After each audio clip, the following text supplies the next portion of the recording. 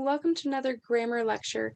We've already been over the various parts of speech. Now we're going to look at how those parts of speech act in different parts of a sentence to create the phrase and the clause. What is the difference between a phrase and a clause? Well, a clause has a subject and a verb every time. The phrase is either missing the subject or the verb, sometimes both. A phrase is a group of words that work together as part of a clause. Phrases are essentially the building blocks used to create the clause.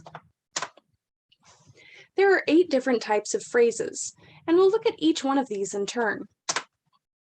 The noun phrase is a group of words that function as a subject, an object, or a prepositional object.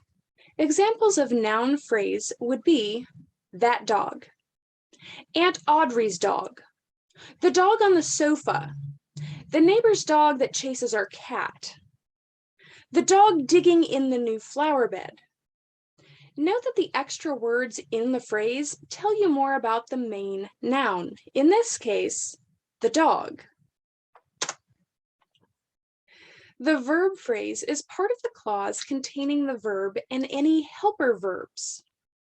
For example, Selena should have been driving with more care, for then she would not have gotten her 3rd ticket this year.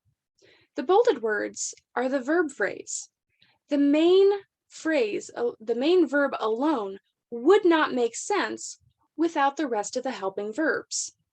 Selena driving with more care, for then she gotten her 3rd ticket this year. It just doesn't make any sense. You really do need those helping verbs. A participle phrase is a phrase that ends in either ing or ed, much like a verb phrase would. The difference is that this phrase type acts as an adjective to describe nouns.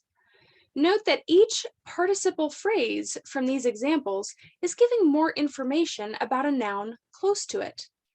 The horse trotting up to the fence, in the pipe clogged with dog hair. Yes, I have dogs and I love them dearly, so they do come out in my work. Eaten by mosquitoes, we wished that, meaning we are the ones eaten by mosquitoes. To complicate things even further, we have a gerund phrase, which also ends in an ing. However, this ing phrase functions as a noun. In the samples provided, you can see how these actions are actually acting in the place of a noun. Eating ice cream on a windy day can be a messy experience if you have long, untamed hair. Eating ice cream on a windy day, this one act becomes the subject that can be messy. The infinitive phrase is the combination of the word to, followed by a verb. This is combined with anything that is modifying the infinitive, or telling us more about that infinitive. Let's look at our examples. To finish her shift without spilling another pizza into a customer's lap is the infinitive phrase. The infinitive is to finish. The rest of the phrase tells us more about how Michelle wants to finish her shift. To win the approval of her mother has the infinitive to win, followed by information that tells us what Lakeisha hopes to win.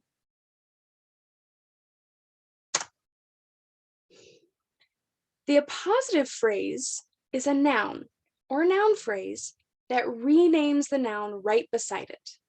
These are typically used for vocabulary that might be unfamiliar to your reader.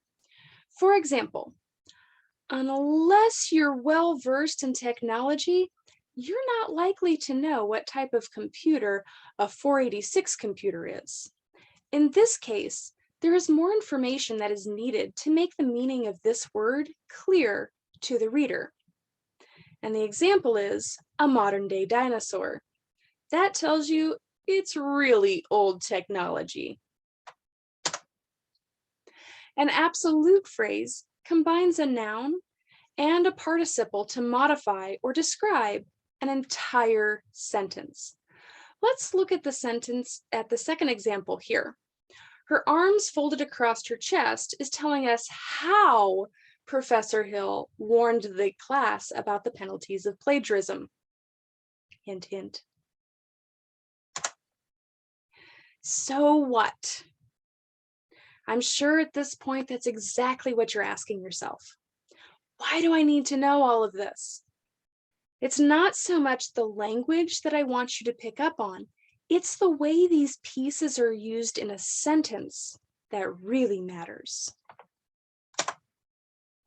This is because phrases are chunks of a sentence that can be moved around if needed to help rework the sentence into a stronger structure.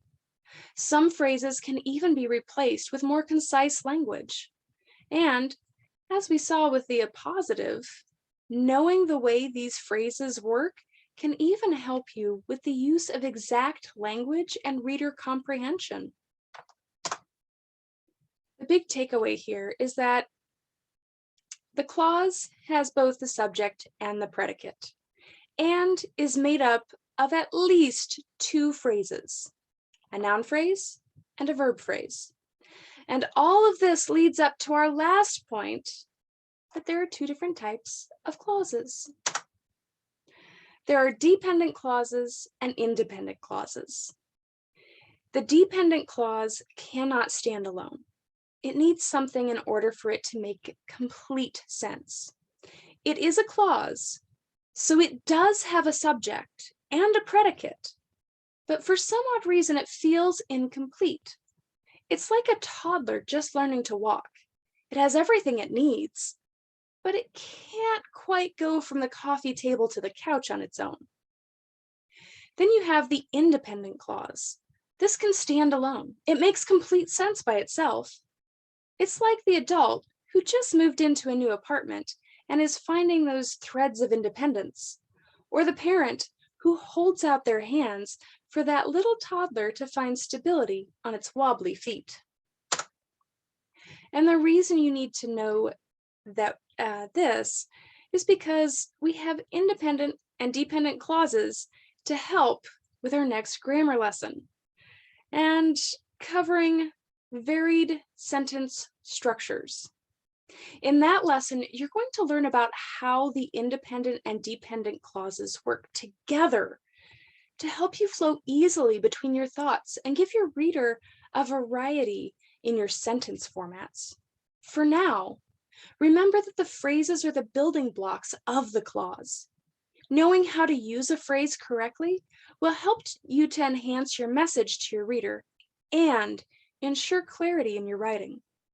As always, I hope you found this helpful. If you have any questions, comments, or concerns, please do not hesitate to reach out to your professor using that email icon in your learning management system.